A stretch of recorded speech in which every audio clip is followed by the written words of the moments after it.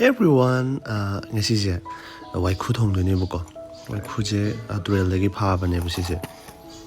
Anganina pharaineba. Ai tum hogatringda phara lerame. Ising jarakpadudako. Do ahambada Waikhu je tum hapaga fajana phutlebako. Phutpa loirakanse sumaina lawthoeba maise thanga tawraga akoi khokpa khotpado amta khangdribako.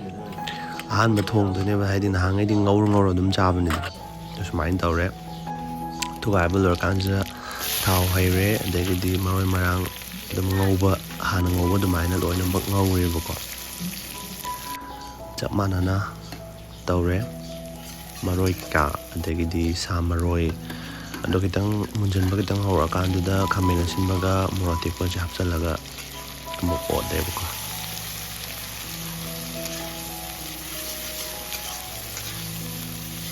Sumaina adum kara munjanna adum meat masala kitang hape aina manam namgadrana hapanebako. Duga machu hape morok mirch powder je hape morok atekba hapkhrabnina morok chumnei morok tudi haptrebako. Aduga ngasai Waikhu do tugaiba loiba Waikhu do jamthoe fajana aduga fajana otkhairебako.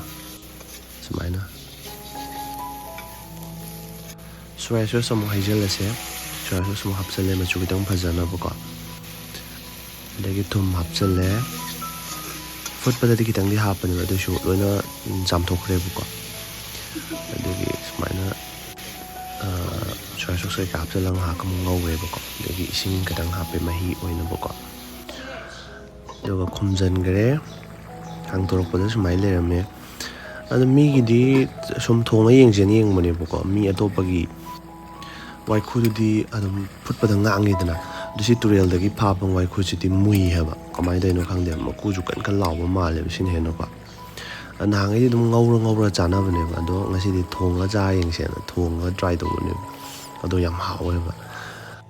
Aduga ngasi gitu sumai adum loisangre. Adi mathang video da mung thengnarase.